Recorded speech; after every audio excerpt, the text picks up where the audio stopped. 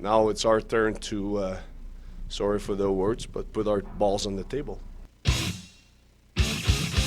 Remember, kids, this is not how you play hockey. It's just ugly. I like it. Screw you guys. I'm doing this. You know what? I love ice cream too. Go back to Canada, Guy Lafleur. Game on! Yeah, game on. Hello, ho, ho, ho. It's playoff time here on the Hockey Show. Welcome in, JJ Jerez, Ryan Bolding of NHL.com, here to talk some playoffs. Ryan, wake up. Hey, I'm here. Wake up. It's playoff time. Oh, my God. It's time. It's happening. Oh, my goodness. Fantastic show for you guys today. Of course, going to break down as much playoff, series as we can. And then we have two fantastic guests, Peter Baugh of The Athletic and Greg Wyshynski of ESPN. I mean, we're really bringing out the heavy hitters now that it's playoff time, Ryan. It's what we do. Colorado's biggest and best live hockey radio show. Yeah, we have a reputation to uphold. I feel no shame in saying that right now. And not that I ever did before. Matinee money, of course, that's how we start every show, so we got to stick to it. No hockey games today. We're waiting till I know, it's weird, right? Till they get going. When there's no hockey, we go to soccer. At least I do, European soccer. So I'm going with the Real Madrid, AC Milan, Man City, all three to win. Who knows? Because there's so many ties in soccer. It's very risky. Plus 145. I like it. Let's just buzz right through it.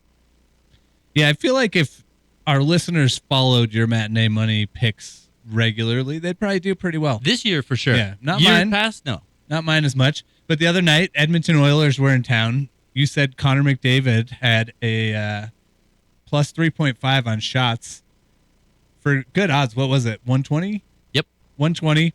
I jumped in at the anthem, right at the end of the national anthem. Sorry, America.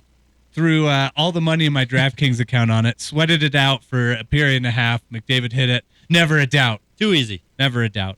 Too easy. I actually have withdrawn money from my sports betting account 3 times this calendar year. Can you believe it? This guy, humble brag. I haven't. I've added money. But since there was no hockey matinee money today, I went through and looked at some Stanley Cup and postseason odds. I like it. For our betting family here.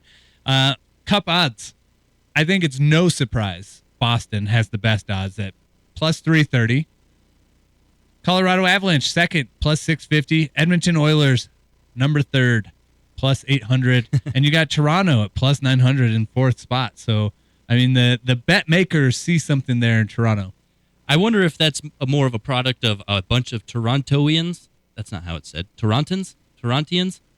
I don't know. Placing money on them, giving it a shot, and maybe messing with those odds a little bit. Pushing them up the ranks. Western Conference Final, championship. We've got Colorado plus 275, Edmonton plus 300, Vegas plus 600. Any surprises there? To me, it's surprising that Vegas is below Edmonton, having just won the West. Right. I agree, but I guess there's just some question marks around the Vegas Golden Knights, right? And go ahead. I agree. I don't disagree. Yeah. But then they just won the West. Sure. So it's like, I don't know. Are there question marks? But they did it competing in the Pacific Division, which actually it's nice to see the wild card be split between one Central team and one Pacific team. But we all know for the last couple of years, the Pacific Division has hands down been the worst in the NHL. Yeah, I don't know if that applies this year anymore, though. You know, look at the teams that are coming out of there. I mean, Edmonton, the best team in the West post January 14th. Colorado right up there with them. Obviously not in the Pacific, but Vegas, very good. LA, doing very well. Here's my question to you. If you're the Vegas Golden Knights, who do you go with as your starting goalie heading into the playoffs? Whoever comes into the rink not in crutches or on a cart at this point. Laurent Brossoit is my vote. He's been looking good. You think so? Yeah. I do. I mean, I think he deserves a shot, but, you know, you've got the quick factor. And who knows? I mean, it literally is the quick factor there. Eastern Conference Final. Boston, again, plus 200. Odds are pretty good for them. Toronto, plus 550. Carolina, plus 550.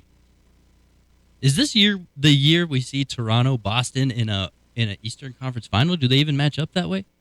I just don't know if there is a more enticing team to watch in the East than Toronto if only for the fact that should they not make it out of the first round again, I don't know what happens. Like, everyone's gone.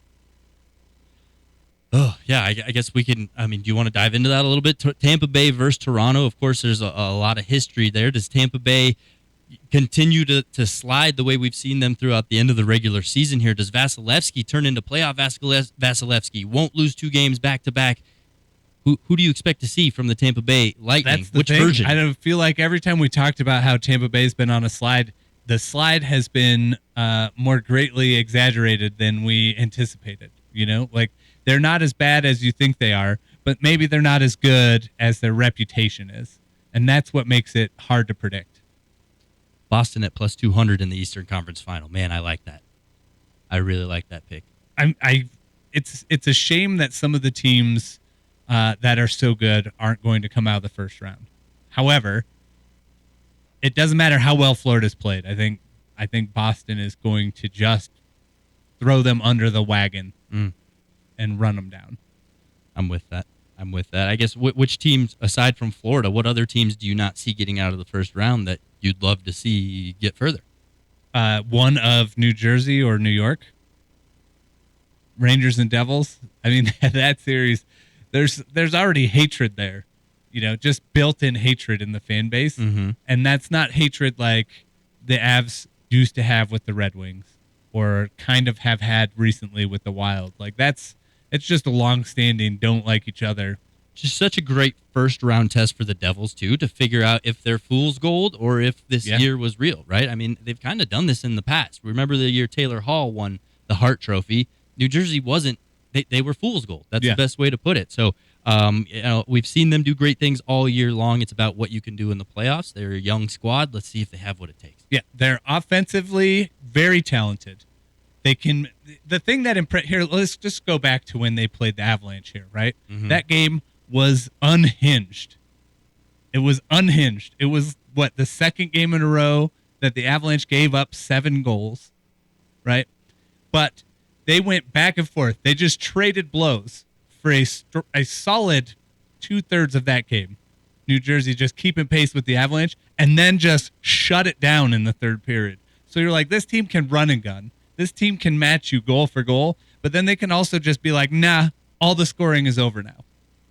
And just shut it down. It's impressive. And it's a testament to Lindy Ruff, who is a good coach that I think people just like forget about because he's in New Jersey now, but like did great things with Buffalo, is doing great things with New Jersey.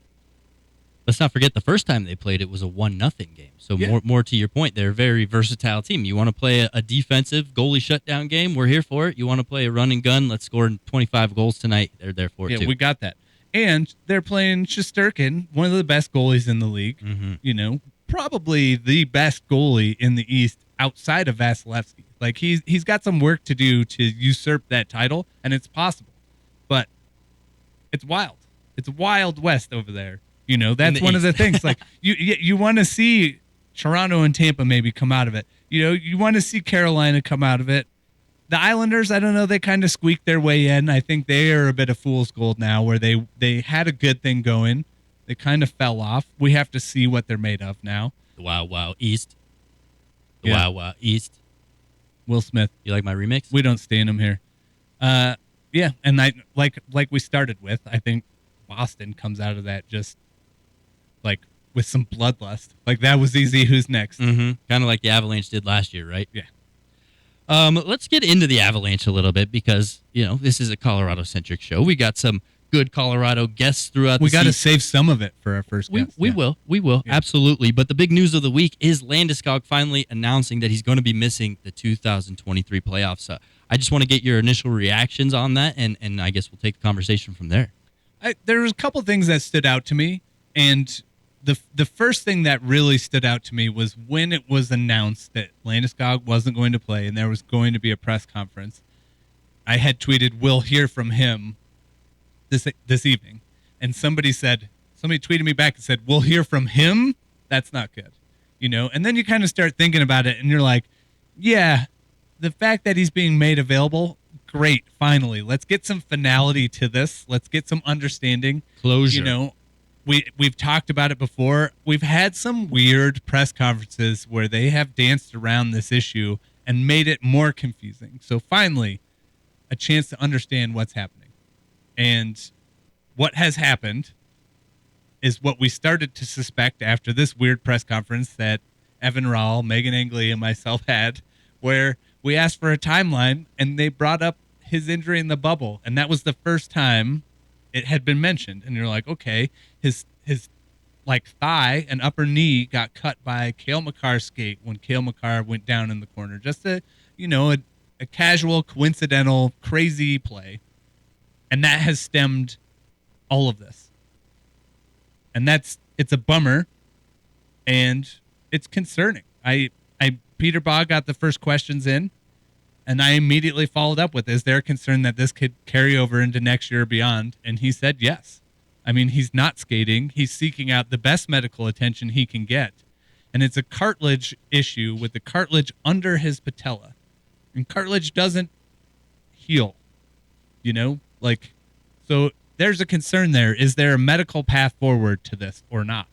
Could this be the end of his career? I was really curious about his overall demeanor, right? His energy. I mean, it was very downtrodden. It was very defeated. I don't know if that's more about kind of what you're saying, worry about his career. I mean, he assured us that he expects to come back eventually.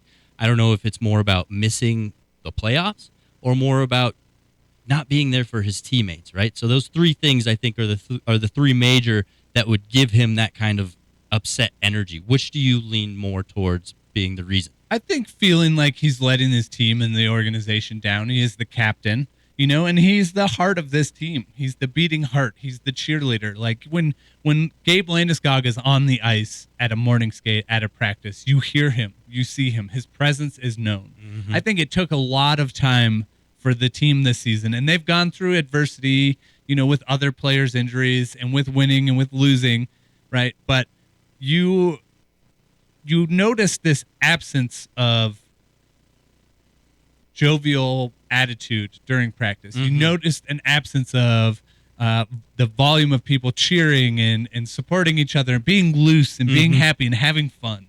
When he's on the ice, you never notice an absence of that. It's always there. It's always present. So I think that's a big thing that's missing. And I do feel like there's concern that this could be it. I feel like there's, concern that he's letting the team down.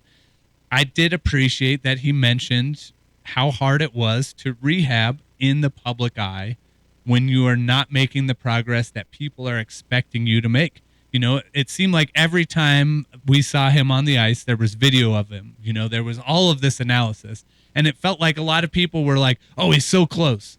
People were giving him this timeline. I felt a little vindicated because I constantly was posting video and saying, this dude is not close. You could tell. I mean, there was, and one side more than the other. You could tell he was really favoring, and he just couldn't put any weight on one leg. We watched this one practice where Arturi Lehkonen was out on the ice, and Sean Allard had him do starts and stops on one leg and then switch to the other. So starting with his left leg, Arturi Lehkonen did a bunch of sideways crossovers, right? A takeoff. And Gabe Landeskog did it too. And then Arturi Lehkonen came back and did it the right way. And everybody was like, here goes Landeskog. I'm like, the dude isn't going to do it. And he got over there and he kind of looked around and saw everybody was watching and he called for a puck and started stick handling and kind of moved on. And you were like, he cannot start and stop on one leg. You can't play in the NHL that way. Right. Well, yeah, that'll do it for the opening portion of our show. I'm excited to get to Peter Baugh. Is this the first time he's joined us on the hockey show? This is Peter Baugh's first time. Interesting. We have so many great local media members that you want to try and keep people in your hip pocket, to pull it out and fire. And pa-bam! Well, stick around through the break. We'll be right back with the Athletics. Peter Baugh. We're going to break down the Seattle series and all things Colorado Avalanche with him. This is the hockey show right here on My iSports. JJ Jerez, Ryan Bolding of NHL.com, and Coach Bailey behind the glass. We'll be right back. Right now, it's 16 minutes past the big hour. Is that not right, Mr. Scream?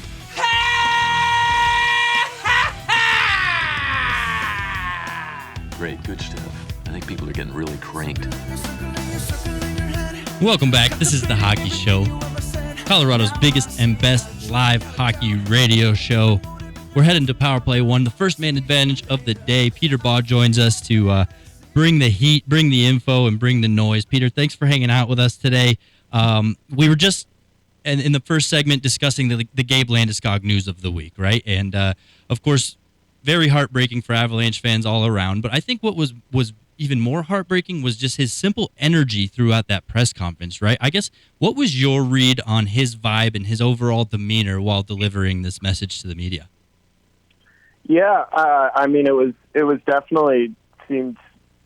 I wouldn't say like he was I guess hopeless or anything, but you definitely could sense that he wasn't lying when he said like they don't know exactly what's going on, what the solution is, and they're going to have to keep looking for solutions. So I think that's obviously hard for him, I'm sure, just because there's not really a clear answer of what the next steps are, how to get back to 100% or close to that. So I'd imagine that's very difficult, and that I think is probably the most concerning part of all of this is just that there's still so much uncertainty around how to make this better.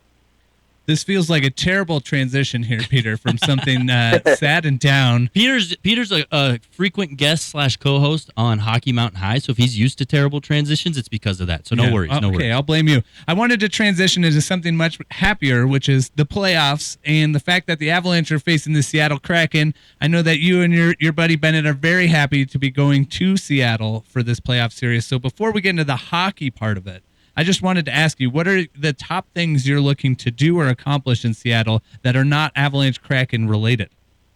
Well, I've got to see, number one, I've got to say seeing my grandmother. My mom's from Seattle, and my grandma still lives there, so seeing her and some of my aunts and uncles. What a guy. And then the Cardinals are actually, I'm from St. Louis originally, and the Cardinals are playing in Seattle while the Avs are going to be there. So I will get to catch a game, and then I think I have a few friends who live up there, and would love to see all of them. So those are the main things, but should be a fun trip.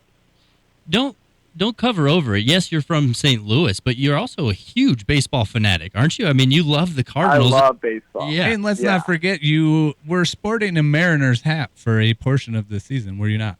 Well, the Mariners are my like the Cardinals are probably my one favorite team, but the Mariners are my second favorite team. And I would have kept wearing that Mariners hat, but I lost it on a bike ride over to the stadium one day. It fell off my handlebars, and I never found it.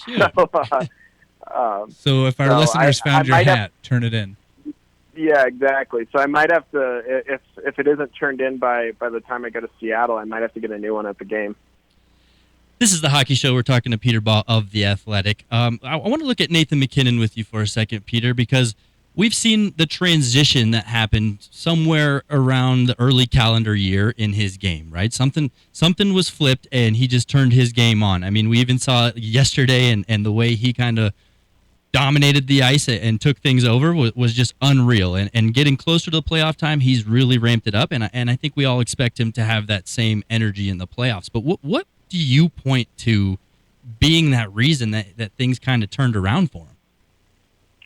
Yeah, I think he's a guy who gets better as the games get bigger, and I think sometimes maybe it just took him a while to get into the flow of the season. Obviously, he was still playing at an elite level before, I guess, the midway point, but since the All-Star break, he's been on a completely different level. He had an injury that kind of interrupted his first half, so that's probably part of it. But he's been on, I think, I was looking at it today, since the All-Star break, I think he's been on 131 point pace and 70 goal pace in around 34 games, which is just absurd. So he's really kind of raised his level. I think, like we said, some of it is just the game's getting bigger, some of it's maybe getting in a little bit more of a flow.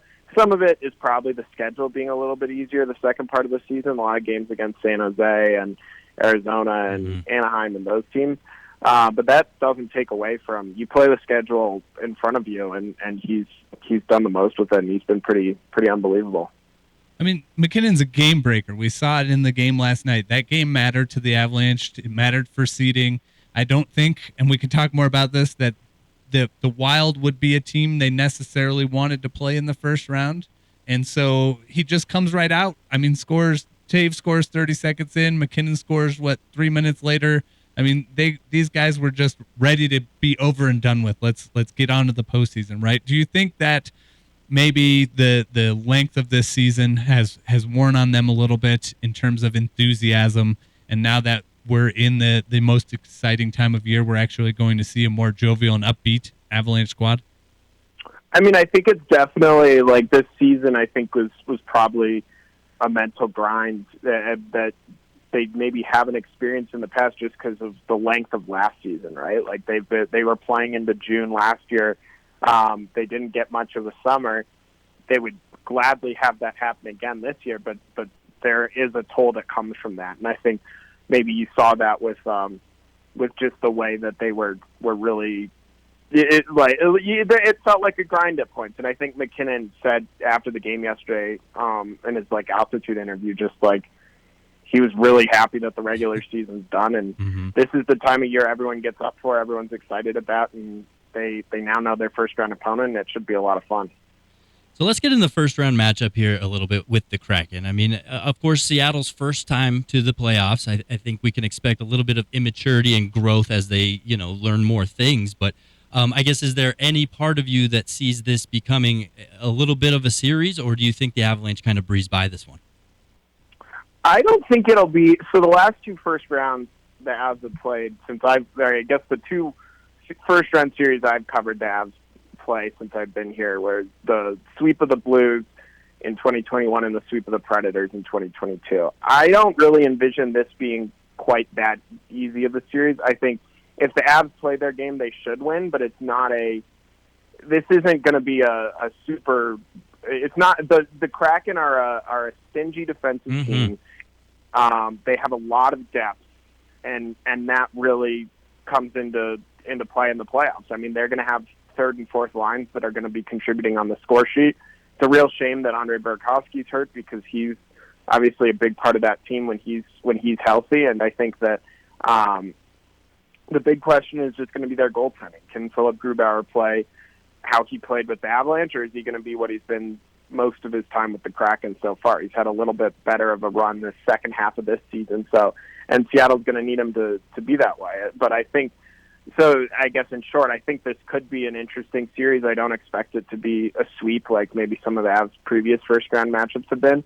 But I think if the Avs play their game, then they should be okay. Seattle played the Avalanche pretty early in the season, like around the 10-game mark for them, or maybe a little in first quarter of the season for sure. Kind of off to a tough start. Come in, beat the Avalanche in a pretty well-played game by them, and then they just went on a tear. It kind of got their engine going. Is this a series, Peter, that you see where momentum plays a big role? Like, we've seen what happens when the Avalanche just start scoring and really taking it to the other team. But is this a series where momentum may play a factor, maybe more than we've seen in the last couple of years? Maybe. I think the playoffs in general lend themselves to some momentum, but it also can, the time off and the, I guess, familiarity can also lead to, like, teams kind of regathering in between games. Like, there have been games I remember where, for example, you look at the Vegas series 2 years ago, which I know isn't one that people probably love thinking about in Denver, but I just remember after game one, Colorado wins 7-0, and I just kind of was like, how are they going to lose a game this series? Like, they just look like a different level of team, and then we all know what happened. They lost the series in 6. So teams can make adjustments in the playoffs, and so I think momentum matters for sure. Like, playing well is definitely an important part of it, and you can kind of carry little things into different games. But even last year, you look at they beat Tampa 7-0 in game 2. Tampa comes out and wins game 3 and 6-2. Then Colorado wins game 4. It just like there's time in between. There's so much tactical things, and some nights you're going to have it, and some nights you're going to not have it. So I guess what I'm saying is I think momentum will matter a little bit, but I don't think it's the end-all be-all. I'm going to hit you with my last question here, and we're going to leave it how I started it. We're going to go back to the conversation of Gabe Landeskog. And how do you think it affects the players, not only on the ice, but from a mental standpoint going into the playoffs? And I guess I'm a big energy reading type of guy, right? I guess how do you read the Avs' energy as they now know that they're going to have to go through this without their captain? Yeah, I mean, I think that they probably knew this was coming, I would guess. I mean, we kind of could tell that this was going to be a possibility, like that this was maybe something that was going to end his season. I think anyone paying attention how Bednar talks knew that was on the table. And I'm guessing if we knew that, the players knew that. So I think that there's been some time to kind of come to grips with it. I don't think it was, I mean, it was, they knew this could be on the table. So I think in some ways it probably helps to now have the clarity of, like, this is the group we've got, this is who we're playing with, and now we can move forward. So I don't think the injury or the news itself necessarily changes the energy. I think the more Landeskog is around, the better for the room it is. I think he's really a valuable presence. But I don't necessarily know if this week's news really changed the energy, other than just they don't have Landeskog, which is a big bummer for them. Thanks for coming on, Peter. Oh, I thought you were going to ask him one more. I was just saying that was my last one. I was taking it. Yeah, I'm with him. I'm with him. Yeah. I agree. We appreciate you coming on. Yeah. Thanks, Peter. Thanks for Thank you. Thank you for having me. Always a pleasure. Anything you're working on that you want to maybe just take the last couple seconds to push here?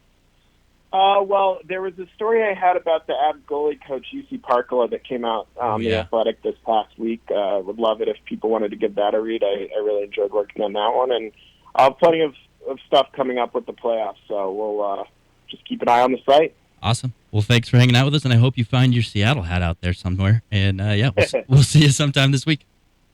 Sounds good. See you guys too. See ya. All right, there you have it. Peter Baugh of The Athletic. I mean, it's amazing how in his short time here in Colorado, how quickly he's elevated himself into a world-class media reporter, I feel like, right? I mean, he's looked at across the league. I'm sure the Avalanche success has something to do with that, but, I mean, he's not only respected, but people, you hear him on other radio shows, big podcasts, big national time pundits love Peter Baugh. So do we.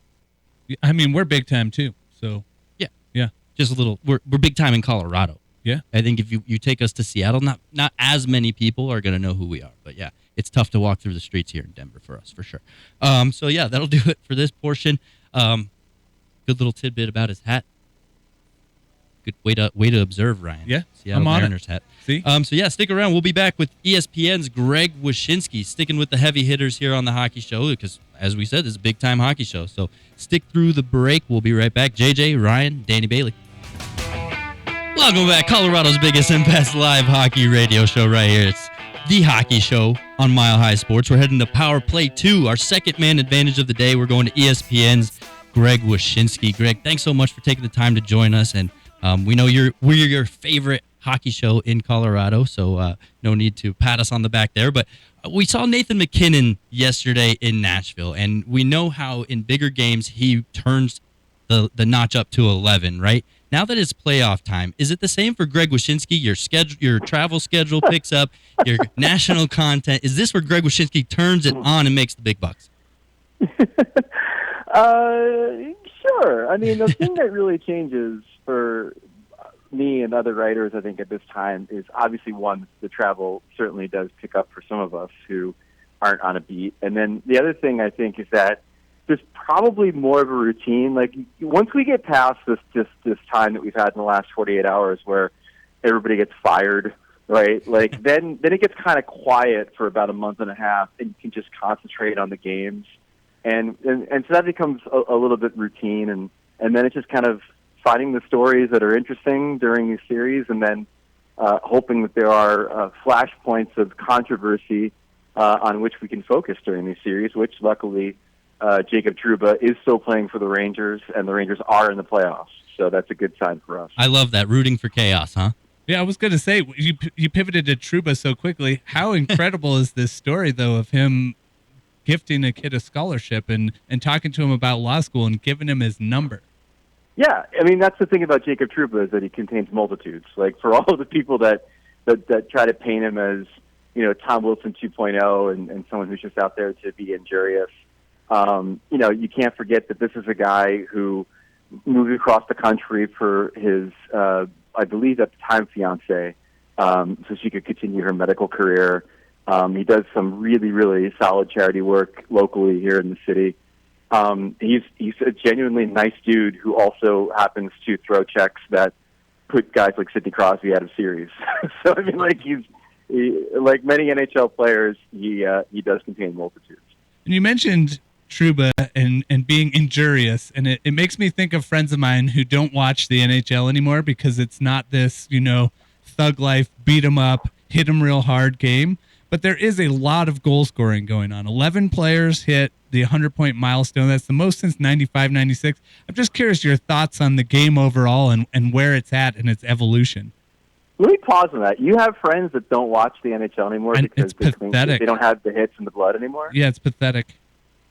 No, I mean, honestly, it's one of the first cases I've heard of that. I mean, I've heard so many people complain about it, like people that I know, people in my sphere, personal friends, people I cover. I mean, like there is complaints about, hey, it's not like how it used to be, but like giving up on it is a level that I've not come across. And so, long way to answer your question is, I think for all of us that grew up with a certain kind of NHL hockey, it's all been an adjustment, right? I mean, we've all had to come to grips with the idea that when they talk about rivalries today, they don't compare to what we used to know as rivalries. When they talk about physicality today, it's not even in the same conversation as what it used to be. But that doesn't mean that the current product isn't something that we can't embrace, or that we can't appreciate the artistry or appreciate the fact that we had Pasternak hit 61 and Rantanen hit like 55, and we're seeing an entire generation of young, incredibly gifted offensive players do remarkable things. But it does take some rewiring of your brain, especially around this time of year, to appreciate it. And so I've come to the idea in my old years as a hockey fan to think about the thing I grew up with being one kind of sport, and then the thing that we're watching now being a different kind of sport, and not being grumpy old man shaking fist at cloud because it's not the way it used to be when I watched it as a kid.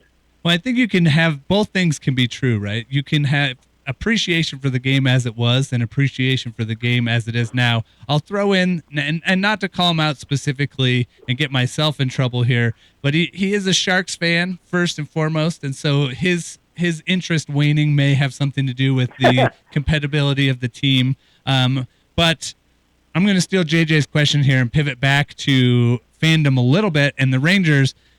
Who comes out of the East, and why is it going to be your New Jersey Devils? It could very well be. I can't pick them in good faith because I do think at the end of the day, if they do go as far as I think they're going to go, and I do think they're going to be in the conference final, I still think they're going to be that team that needs to lose before they win, and they'll probably lose to the winner of the Bruins Leafs series, which I'm going to probably pick the Bruins in that series, although I do think the Leafs have a chance to win that series. So I think at the end of the day, the Bruins do come out of the East. They become the first President's Trophy winning team to advance to the Stanley Cup final in the wild card era. All but two President's Trophy teams have lost in the second round. And like I said, I think there's a chance that can happen to them. But the Devils, I think the Devils are a team that a lot of people don't quite grasp how good they were this year. Offensively dominant, scoring off the rush. Jack Hughes, 99 points. Only have gotten better with Timo Meier on the roster. Defensively, one of the better teams in the league, 5-on-5. I mean, the reason they were able to excel this year is that they scored off the rush, but they didn't do so at a detriment to their to defense in their own end. And so they're a special team, and I think that blend is going to do well for them in this series against the Rangers. I think whoever comes out of that other series they could beat. The question is whether or not they have enough to get past Boston, and Boston had trouble with their speed in their regular season meetings. Devils only lost, they lost all three, but only two of them by one goal. So it's not out of the realm of possibility they make it out of the East. But I think ultimately they'll probably fall a little bit short as they kind of are still learning how to do this. Let's get into those Boston Bruins that you just brought up. I know in the last week I've seen on ESPN.com we've got an article about how great of a season the Boston Bruins have had and how well-rounded of a team, and then another one about why they might not make it out of the East. But I'm with you. I think they win the whole thing. Why is this year a different story for the President's Trophy winners? What makes them a real competitor and a real, I guess, option to break the President's Trophy curse? Well, I mean, they're an elite team offensively and defensively. Their depth all over the lineup, from in goal to the forward spots to defense. They've just been so consistent, and they're just, as Kyle Closer from the Sabres said the other day to me, they're like a well-oiled machine that blends what the Bruins used to do insofar as their defense and physicality with what like that Tampa team did a few years ago with their offense and their offensive acumen. There's not a vulnerability on that team outside of maybe their power play, but really that doesn't factor in too much when you get to the postseason. So really well coached, great systems, and a lot of guys in that room that know how to keep a team on the straight and narrow when times are tough. Great leadership and great culture. I mean, they're legit. They're as legit a President's Trophy team that we've had in decades. Mm-hmm. Greg, now that we have you here, I'm hoping maybe you can help me win a debate that I had with somebody else, or at least answer a question that's been on my mind. Boston is a team that has perhaps the best goaltending tandem in the league, at least this year. And they've gone just back and forth, one game. You know, is this maybe the first time in recent memory we see a team roll both goalies in the playoffs, or do you think this is going to be Allmark's job until it isn't? I think he'll have the crease for the majority of the games. I mean, you know, it could be a situation where they flip it back to Swayman if they feel the need to change the conversation or flip the momentum. But again, I think the luxury that they have is, as you said, if they do that, it's not going to be a situation where people are like, "Oh my God, is Allmark going to lose his job?" It's both their jobs, right? So it's like they can kind of do whatever they want and not have to worry about it becoming a distraction. But I imagine it's going to be Allmark's crease for the majority of this thing. And again, like that's part of the interesting thing of this too is that you know, we've not seen Allmark play for a cup. We've not seen him play for a conference championship. We've not seen Swayman do it. There are certain aspects of this roster that in crunch time we're not entirely sure how they react, but then there are other aspects like Bergeron and Marchand where we kind of know what we're getting. This is the Hockey Show. We're talking to ESPN's Greg Wyshynski. Let's take a shift into the local team here, defending Cup champs, of course. The latest news that we received this week, you know, detrimental to the team. Gabriel Landeskog due to miss the entirety of the playoffs. You know, Nathan MacKinnon was even cited as saying, quote unquote, "it kills us," right? So I guess from a national perception standpoint, how do the Avalanche, what are they still contenders in the national eye despite missing Landeskog for the rest of the year here? First of all, I'm happy that winning the Cup hasn't taken the emo away from Nathan MacKinnon. Like, I'm happy that guy is still, you know, a walking My Chemical Romance concert. Just in quotes. Yeah. No, I think they're very much still a contender. How much of a contender is the question, considering we did have some atrophy from last year's roster. Again, we still haven't replaced Kadri. Burakovsky obviously is on the other side of the equation now. And yeah, they've had some young players fill in impressively. But losing those guys and all of a sudden you're down Landeskog and you know, it's a different kind of looking Avalanche team than it was last year. That being said, if you take a survey of the West, I mean, how many of these teams are really all that much better than the Avalanche? There aren't many, top to bottom. And I think as we saw last night in Nashville, you know, they have one of the few players in the National Hockey League that can will his team to victory in any given night in Nathan MacKinnon. So I still think they're a contender. I definitely think they get past the first round. Then I think it gets a little bit more complicated.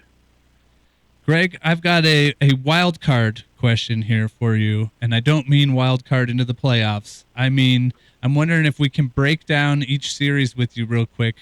Since you're a foodie, a food guy, and a beer fan, if you can break down these matchups based on who has the better food or drink in their city. Okay, so let's start in the East. Yeah. Do you want me to go through and pick, or do you want to pick? I mean, are you? Oh, did you want to pick? No, I have the list of the matchups. You tell me if you want to do the order yourself or not. Oh, let's go. Boston has. That's a tough one because I mean, okay, Boston has better food or drink because we can't necessarily rope in Miami. Like we're talking about Fort Lauderdale, and so Boston wins that one. Then we got Toronto and Tampa. Toronto's an underrated food scene. One of my favorite bars is in Toronto. I've come to appreciate Tampa's food scene, having spent like a lot of time there in the last couple of years. but there's no comparison to Toronto. Carolina and the Island. I mean, Jesus. I'll say Carolina in this one. Honestly, I've had some real good meals in Carolina, and I know that I mean around Belmont Park in New York is not exactly where I'm looking to score a Michelin star meal. There's a So I'll take barbecue Carolina in that factor. one. Barbecue factor. Yeah, for the Carolina. barbecue factor too. Although Carolina barbecue is a little overrated in my opinion. Ooh. The Rangers and Devils, Rangers all day. Obviously, no disrespect to the Ironbound and Newark. Colorado, who's playing Seattle? That's that's tough. Kind of the same sort of crunchy vibe, both beer centric. Seattle's got better wine, probably has better seafood, but Colorado has better beef. I'll take Colorado on that one.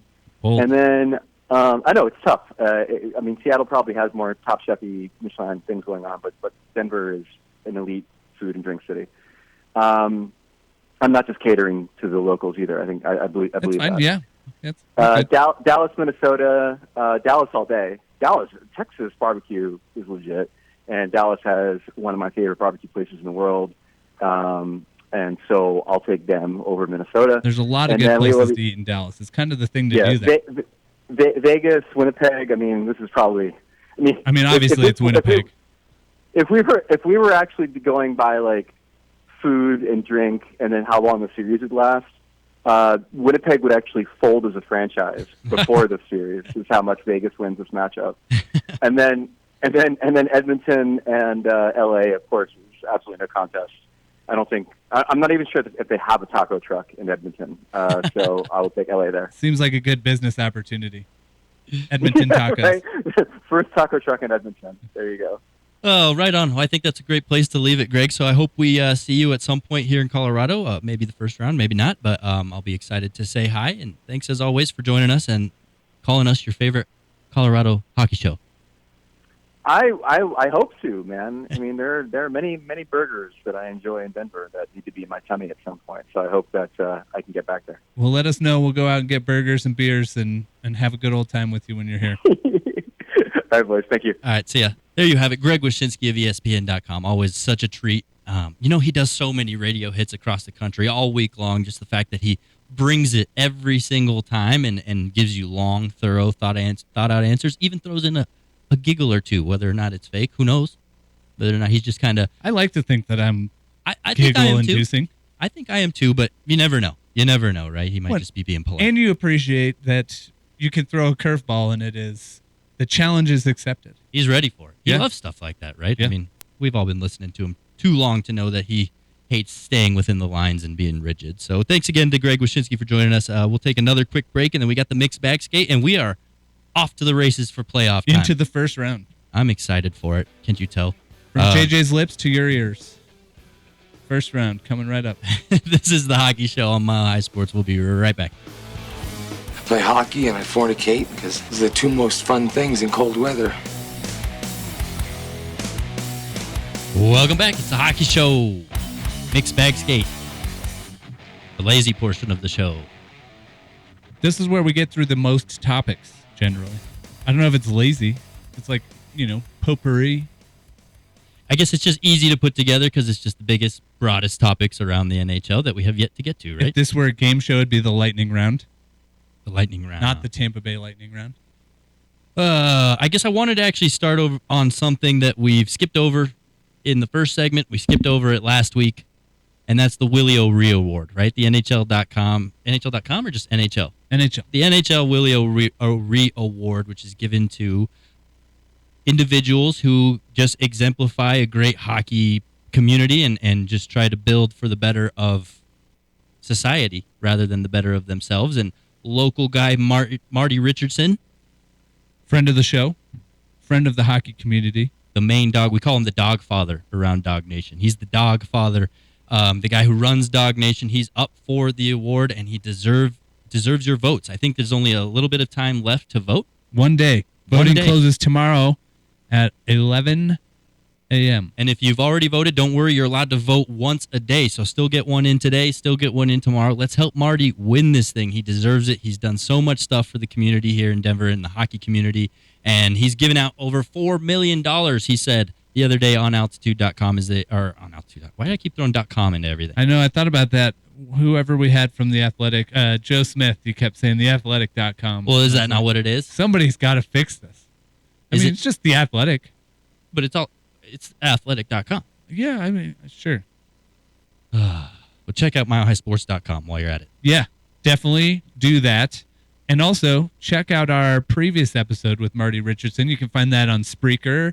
You can find it on YouTube. You can find it in any of your podcast apps, or at least a select few of them, of which I don't know totally. I don't want to say everyone. Nice plug. That's pro stuff right there. We're getting good at this radio thing, Ryan. We talked to Marty Richardson at the time about working with Peter McNabb in light of Peter McNabb's passing. And it's a great episode. Talked a lot about what Marty does in the community, a lot what Peter McNabb did in the community, a lot of what they did together in the community. Yep. Marty, not only a friend of the show, but a personal friend of mine. So go help him win. Let's get to it. Coaches have been fired, Ryan. You feel like you're almost so wrapped up in what the Avalanche have had happen and have done and have happened on other teams this year that you forget this happens in the league. Like, I was almost taken aback, and then you're like, oh yeah, no, that a lot of that makes sense. Yeah, and we've had such a great coach here in Colorado for so long, we forget about what a coaching change really brings to an organization, what it does to a city. And I guess my question to you, of all the coaches that have been fired, which stands out to you the most? I'll answer first, give you some time to think. And I think it's the Anaheim Ducks, right? I mean, Dallas Eakins was released, and it doesn't feel just to me. I mean, of course, they were a terrible team. Best odds to get the first-round pick this year, Connor Bedard. But they have a lot of talent.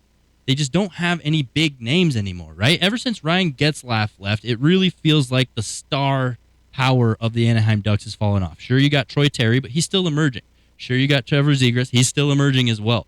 I don't think it was fair to fire Cody Eakins while the team, Dallas Eakins, while the team is on the up and up. Yeah. I saw a tweet, I think, from Jay Horbe, and he said it was in relation to another coach that we can mention in a minute, but you do all of that work at losing all season long to get a generational talent for your team and then get fired for it and not get an opportunity to coach said player. That's tough. I don't think Dallas did a poor job, but given the roster that he had, it's tough to say, how do you get more out of this team? I have to say, I appreciate the 2 times I talked to him this season in one day. It was just me and him both times. Pre-game and post-game, I was the only person who talked to him. And I learned that he does the Leadville 100 mountain bike race every year. The dude is like a fitness animal and has always been. So I'm sure people in Colorado are still going to see him at this point in the summer. But yeah, that one, it did feel unjust. They're who I'm rooting for to get Connor Bedard. I'd love to see him in Anaheim and just contribute to that already good offense squad that they have. If they can just get a younger goalie in there to really hold down the fort, I think they're going to keep improving, and we're not going to see them at the bottom of the league too much longer. Who else was fired? Oh, well, you got the Columbus Brad Blue Larson. Jackets. You got the Washington Capitals. Peter Laviolette. Yeah. They have names. Could John Hines be next coach that gets fired next? I don't necessarily think he's deserving of it, but David Poyle is stepping down as general manager on June 30th. Barry Trotz taking over July 1st. We see historically, regularly, new general managers wanting their guys in positions. We saw with the New York Rangers with Chris Drury taking over, David Quinn leaving, and Gerard Gallant taking over there. We see it places. I think Anaheim is also an example of that as well. And I'm just going to throw in, I would like to see Connor Bedard go to the Coyotes. Not bad. So he can play with Austin Matthews in a couple years? Yeah, I think having Andre Tournier as a coach would be awesome for him. I think it would be awesome for that team. It would help them in their quest for a new permanent home in Arizona and some winning. Along with these hot take predictions, Jonathan Toews announces, or I guess it was mutually announced by Toews and the Chicago Blackhawks, that he will not be returning next year. What do you see for his career moving forward? It seemed at the time like Toews was a legitimate target for the Colorado Avalanche. I don't know, moving into the offseason, what that looks like now. I think he's a guy they could target, but there are question marks about the longevity of his health. Maybe they try and bring him in on a $1 million deal, say we'll pad it with performance bonuses, so if you can play 65 games this season and put up numbers like we would expect at your age and this point in your career, you can get paid. But if you're unable to perform, participate, play, we're not on the hook for a lot, but you might be able to find somebody else also. That's the thing about the offseason. It's a lot different than the trade deadline. That's my hot take. Reading between the lines, right? He mentioned how he might come back to a contender if he feels ready and up to it. I think if he comes back, it's going to be with Colorado Avalanche. Would be interesting. I mean, he won't be able to wear number 19, though. That's for sure. There is a void in leadership on the ice in the absence of Gabriel Landeskog. Two more to get to here before we let Danny Bailey take a break for the day. Craig Anderson, former Avalanche goalie, finally hangs up the pads and decides to retire. I think he still had it in him. He could have kept doing what he's doing. Sure, he's not an elite goaltender, but he's an adequate goaltender. The thing that struck me about him, and I'm doing a disservice to the person who wrote the story because I don't recall who wrote it at this point anymore, was reading that Craig Anderson took changes in his body and goaltending so seriously that he would do things at practice like blindfold himself and have people take shots on him so he could hear where the puck would hit, so he could hear it hit the pipe, so he could hear it hit his pad, so he could do this Jedi mastery to prolong his career. That's awesome. I'll never forget the wild playoff game he had here against the San Jose Sharks where Dan Boyle scored an own goal to cost his team the game. I mean, it was insanity. I will also never forget how his time here abruptly ended in somewhat shrouded controversy that I don't think anyone has ever really told the actual story of. I don't know it. I'll preface that now, but he sort of abruptly left the organization, and that might have been the brief Brian Elliott period of Colorado's goaltending. Well, maybe now that his career is said and done, he might be willing to talk to somebody from NHL.com, say? We could add it to our list of in-depth investigative reporting podcasts for the offseason.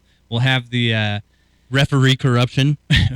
What are you talking about? I was going to say, what's his face? Hartley. We'll have the in-depth story about Bob Hartley leaving the organization on top, and the Craig Anderson. Let's throw in the Gabe Landeskog knee saga as well. Lastly, Connor McDavid finishes the regular season with 153 freaking points. Does he ever do it again? Probably.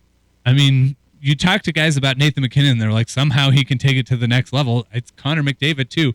I mentioned this before. I appreciated his interview with NHL.com where he said, I want to be the outright leader in all three categories. I want to be in the record books. I want to be at the top. You know, you want to hear that from a guy. You want to see that drive from a guy. There you have it. Maybe this overshadows that off-season drama where he was seen holding some other girl's hand, you know. Everybody's forgotten about that. You dog. Connor McDog. He's got that dog in him. But I am excited to see him in the playoffs. Like, he's a game breaker, too, and this is not last year's Edmonton Oilers. Indeed, indeed. That will do it for today's playoff edition of the show. I'm so excited for these playoffs. Probably the most riveting playoff matchups we've had in a long, long time. So strap in, everybody. Enjoy this first round starting Monday. And, let's get into it. We'll be back next week to break down some more playoff hockey for you. So thanks for hanging out with us today here on The Hockey Show. For JJ, he's Ryan, and Danny Bailey right here on Mile High Sports. See you later.